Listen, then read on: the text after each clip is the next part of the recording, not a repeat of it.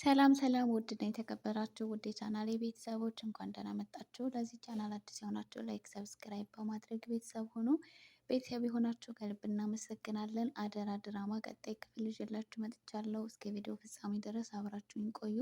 እንግዲህ በትላንትናው ክፍል ላይ ብሌን አቶ በኃይሉ አንቋት እያስጨዋት ሊገላት እየሞከረ ነበረ ያቆመው ማለት ነው። እንግዲህ ብሌን በህልሟ አቶ በኃይሉ አንቆ ሲያስፈራራት እያየች ነበረ ማለት ነው። እንግዲህ ይህንንም ነገር የተፈጠረው ደግሞ ብሌን እናቷን ያገተው አቶ በኃይሉ እንደሆነ ስታውቅ እንዴት እንደዚህ ታደርጋለህ ብላ እሷ ምናልባት የእነሱን ሚስጥር ሁሉንም ነገር ስለምታውቅ ልታስፈራራውና ሚስጥሩን ሁሉ ለሰላም እነግራታለሁ ብላ እያለች ነበረ ማለት ነው። እንግዲህ ይህንን ነገር ስላደረገችበት በጣም ፈርታ ነበረ። እንዴት ይህንን ነገር አደርጋለሁ? እንዴት ነው ቆይ እንደዚህ የተዳፈርኩት? እያለች በጣም ውስጧ ስጋት አድሮባት ስለነበረ በተኛች ሰዓት እንግዲህ አቶ በኃይሉ አንቆ ሊገላት ሲል በህልሟ እያየች ነበረ ማለት ነው ቪዲዮ ያቆመው። ብዙ ሰው እንግዲህ ብሌን ምንም መሆን የለባትም እያላችሁ ነበረ። ብሌን እንግዲህ ያንን ነገር ሲፈጠር የተመለከተችው በህልሟ ነበረ ማለት ነው። ምክንያቱም እንግዲህ በጣም ሰግታና ፈርታ ስለነበረ አቶ በኃይሉ ደግሞ በጣም ጨካኝና አውሬ ሰው እንደሆነ በደንብ ስለምታውቅ የሆነ ነገር ያደርገኛል፣ እንደዛማ ተናግሬው ዝም ሊለኝ አይችልም ብላ ስላሰበች ነበረ በህልሟ እንደዛ በጣም የሚያስፈራ ህልም ስታይ የነበረው ማለት ነው። እንግዲህ ዳግም የብሌንን እናት አግቷት በነበረ ሰዓት እንግዲህ በጣም ተጸጽተው ነበረ። እንግዲህ ብሌንን ደግሞ ከዛ ቤት እንድትወጣ አድርገው ወዴት እንደሚወስዳት አይታወቅም። እናቷንም ሊለቁላት አይችሉም። ስለዚህ እኔ ደግሞ ብሌንንም እናቷንም ከዚህ ነገር ልታደጋቸው ይገባል ብሎ የብሌንን እናት ከታገተችበት ሄዶ በመፍታት ብሌንን እነሱ እጅ ከመግባት አድኗታል ማለት ነው። እንግዲህ በዚህ ደግሞ ዳግም በጣም ብዙ መስፈራርቾ እየደረሰበት ነበር ማለት ነው። ይህን ሁሉ ነገር ያደረግከው ለብሌን ብለህ ነው አይደል? ብሌንንም እናትንም ከዚህ በኋላ አታገኛቸውም ብሎ እያስፈራራው ነበረ። እሱም እንግዲህ ዳግምም ብሌንንም ሆነ እናቴን ምንም ነገር እንዳታደርጋቸው ከፈለክ ደግሞ እኔ አለሁኝ እያለ ሲመልስለት ነበረ ማለት ነው። እንግዲህ አቶ በኃይሉና ቃል አሁን ስጋታቸው እንደቀጠለ ነው። ምክንያቱም ብሌን እስከዛሬ ድረስ ምናልባት እሷን ልጅ ስለሆነች በሆነ ነገር ሰላም ልጇ እንደሆነች ልታውቅ ትችላለች የሚል ስጋት ነበር እያደረባቸው የነበረው። አሁን ግን ስጋታቸው ከዛም ከፍ ብሎ ብሌን እንዳለ ምስጢራቸውን አውቃ ቃል ልጇ እንዳልሆነች ስላወቀች ይህንን ሁሉ ነገር ለሰላም ልትነግራት ትችላለች ብለው ስላሰቡ ስጋታቸው በጣም እየጨመረ ነው ማለት ነው። እንግዲህ ብሌን እናቷን ያገታት አቶ በኃይሉ እንደሆነ ስታውቅ አቶ በኃይሉ ጋር ሄዳ እናቴን ያገትካት አንተ ማን ስለሆንክ ነው እናቴን አገተ ያሰቃይሃት? እኔንስ በእናቴ ያስፈራራኸኝ? ቆይ አንተ ማን ነህ? ምን አይነት ጨካኝ ሰው ነህ? እያለች ጮሃበት እና እየዛተችበትም እያስጠነቀቀችውም ጭምር ነበረ ማለት ነው። እንግዲህ በዚህ ሰዓት የአቶ በኃይሉ ተላላኪ ወይም ደግሞ አሽከር በጣም ደስ ብሎት ነበረ በኃይሉን እንደዛ ስትናገረው ማለት ነው። ምን አይነት ኃይለኛ ልጅ ናት እንደዚህ ደፋር ናት እንዴ እያለ ሲያሞግሳት ነበረ ማለት ነው። እንግዲህ በዚህ ሰዓት አቶ በኃይሉን በጣም ተበሳጭተው ነበረ ማለት ነው። እንዴት አንድ ተራ ሴት እኔ ላይ እንደዚህ ትፎክረብኛለች እያለ በጣም ተናደው ነበረ። ብሌንም እንግዲህ ሚስጥራቸውን ሁሉንም ነገር አውቃለሁ፣ ቃል የሰላም ልጅ እንዳልሆነች አንተን ለገንዘብ ብለህ እሷን እዛ ቤት እንዳስገባት በደንብ ነው የማውቀው። ስለዚህ ሚስጥርህን ሁሉ ለሰላም እነግራታለሁ ብላ ዝታበት ወደ ሰላም ሄዳ ስልክ ደውላ ቤት ውስጥ ስታጣት ወደ ቤት በፍጥነት እንድትመጣ ካደረገች በኋላ ሁሉንም ነገር እነግራታለሁኝ ብላ አስባ ነበር። እንግዲህ በዛን ሰዓት እንኳን ቃል በጣም ፈርታ ነበረ ማለት ነው። እንግዲህ ሰላም በዛው በፍጥነት ነበረ ወደ ቤት የመጣችው።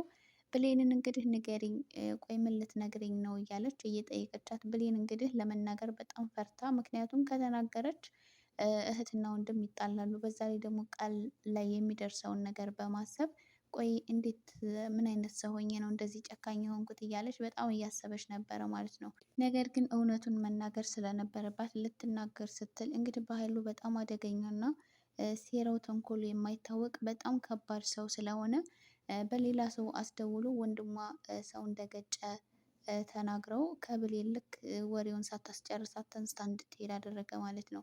እንግዲህ በዚህ ሰዓት ብሌን ሳትነግራት ቀረች ማለት ነው።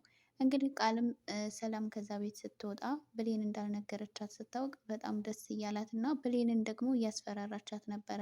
ቆይ አንቺ ማንሽ ይህንን ሁሉ ነገር እንድታደርግ ድፍረቱን የሰጠሽ ማን ነው? የልቤ ልቤ የሰጠሽ እያለች እያስፈራራቻት እና እየጮኸችባት ነበረ ማለት ነው። ብሌን ግን በጣም ትዕግስተኛ እና በጣም አስተዋይ ልጅ ናት።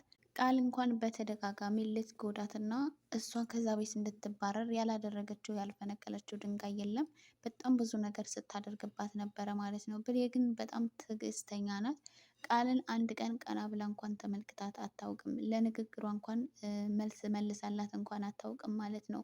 እና ይሄንን ሁሉ ነገር እየተመለከተች ቃል ግን አሁንም ቢሆን ለብሌን ክፉ ነገር ማሰቧንም ቢሆን አልተወችም። በዛ ላይ እንግዲህ ጓደኛዋ በጣም ትልቅ ስጋት ሆናባታለች። ባለፈው ክፍል ላይ ቤት መታ እንዳለ ሚስጥሩን ነግራት ከሄደች በኋላ እንደውም ከቤት ስትወጣ በጣም አመናጭቃና አንቋሻ ስለነበረ ያባረረቻት ሚስጥሯን ሁሉ ለሰላም እናገራለሁኝ እያለች እያስፈራራቻት ነበረ ማለት ነው። እንግዲህ የቃልና የአቶ በኃይሉ ስጋት አሁን በብሌን በኩል ብቻ ሳይሆን አሁን በብሌን ጓደኛም ጭምር በጣም ትልቅ ስጋት ውስጥ ገብተዋል ማለት ነው። በዛ ላይ ከአቶ በኃይሉ ጋር አብሮ የሚሰራው ከአቶ በኃይሉ የሆነ መረጃ እስከሚያገኝና እሱን እጁ እስከሚያስገባ ድረስ ነው እንጂ ከእሱ ጋር አብሮ የሚቀጥል አይነት አይደለም። እንግዲህ የአቶ በኃይሉን ውድቀቱን የሚፈልግ ሰው ነው። በዛ ላይ ደግሞ ቃል ስለሱ በጣም ብዙ መረጃዎችን ስለያዘች በባለፈው ፍላሹ ጠፍቶ በነበረበት ሰዓት ፍላሹን ኮፒ አድርጋ መረጃውን ስለያዘችው አሁን ለአቶ በኃይሉ ጠላቶች በመላክ እንግዲህ ትላንትና የሆነ ሰው መቶባት ደንግጣ ነበረ ያቋረጠችው ማለት ነው። አሁን ግን ያንን የፍላሹ ላይ ያለውን መረጃ ወይም ደግሞ ፋይል ለአቶ በኃይሉ ጠላቶች በመላክ ላይ ትገኛለች ማለት ነው። ምናልባትም ደግሞ ያ መረጃ ጠላቶቹ እጅ ከገባ አቶ በኃይሉ የመጨረሻ ጣፋንተው ምን እንደሚሆን አይታወቅም ማለት ነው። ሌላው ደግሞ ዳግም እንግዲህ በጣም ትልቅ ችግር ውስጥ ገብቷል። እንግዲህ ለብሌን ባደረገው ነገር ወይም ደግሞ የብሌን እናት ከታገተችበት እንዳስመለጣት ስለታወቀ በዚህ ነገር ደግሞ ዳግም በጣም ብዙ መስፈራሮች እየመጣበት እና እናትን እንደዚሁም ደግሞ ብሌንን እንገላቸዋለን እየተባለ በጣም ብዙ ጊዜ ስልክ እየደወሉ ያስፈራሩታል ማለት ነው። አሁን ዳግም እዚህ ጋር የሆነ ነገር ቢያስብ ምናልባት እነሱን አፋቸውን የሚያዘጋበት ነገር ይሆንለት ነበር ማለት ነው። ማለት ያንን ፍላሹን እጁ ገብቶለት ነበረ ኮፒ አድርጎ ይዞት ቢሆን ያንን በኮፒው እነሱን ማስፈራራት ይችል ነበር ማለት ነው።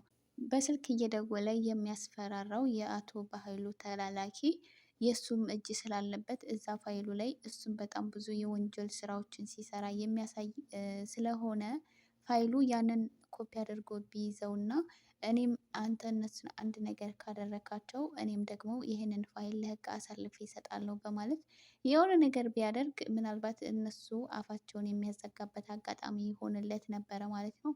ዳግም ግን ምንም ሀሳብ አልመጣለትም። እንዴት ነው እነ ብሌንን ላድናቸው የምችለው? በተለይ ደግሞ ብሌን ስታዝንና ስታለቅስ ማየት አልችልም እያለ በጣም በጣም ጭንቀት ውስጥ ነው ያለው ማለት ነው።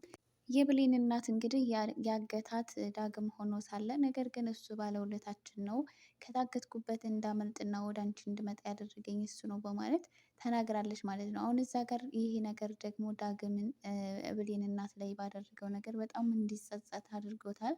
በፊትም ቢሆን እነሱን ለመጉዳት ብሎ ያደረገው ነገር ባይሆንም ነገር ግን የብሌን እናት አሳልፋ ስላልሰጠችው በጣም ስለገረመው መልካምነቷ በጣም ካሰበው በላይ ስለሆነበት በጣም እንዲጸጸት አድርገውታል ማለት ነው። እና በዚህ ምክንያት እንግዲህ ወደ ቤት ሄዶ የብሌንን እናት እግሯ ስር ድፍት ብሎ ይቅርታ አድርግልኝ ብሎ ሁሉንም ነገር አስረድቷታል ማለት ነው። ብሌንም እንግዲህ እናቷን ከነሱ እጅ ስላወጣላት ራሱን አደጋ ላይ ጥሎ እናቷን ስላደናላት በጣም ደስ ብሏታል። የዳግምን ውለታ እንዴት ነው የምከፍለው እያለች የዳግም መልካምነቱ በጣም እያስገረማት ነው። እንዴት በአሁኑ ሰዓት ሰውን ራሱን አደጋ ላይ ጥሎ ሰውን ለማዳን የሚሞክር ሰው አለ እያለች ለዳግም እንግዲህ እናቷ ላይ ያደረገው ነገር ለዳግም የሆነ ስሜት እንዲኖራት አድርጓል። ምናልባትም ደግሞ ብሌንና ዳግም ተፋቅረው በአንድ ላይ ይኖሩ ይሆናል ማለት ነው። ወይም ደግሞ ልክ እህትና ወንድም ሆነው እናታቸው የብሌን አሳዳጊነት ምንም ባትወልዳትም የዳግም ደግሞ ወላጅ እናቱ ብትሆንም ልክ እንደ እህትና እንደ ወንድም ሆነው አብረው ማየት እንፈልጋለን፣ በተስፋም እንጠብቃለን ማለት ነው። ውድ የአደራ ድራማ ተከታታዮች በቀጣይ ቪዲዮ እስከምንገናኝ ለሁላችሁም ሰላማችሁ ይብዛልኝ። ለዚህ ቻናል አዲስ የሆናችሁ ሰብስክራይብ እና ላይክ በማድረግ ቤተሰብ ሆኖ ቤተሰብ የሆናችሁ ከልብ እናመሰግናለን። ለሁላችሁም ባላችሁበት ዓለም ዳርቻ የመልካም የገና በዓል እንዲሆንላችሁ እመኛለሁ። ሰላማችሁ ይብዛልኝ።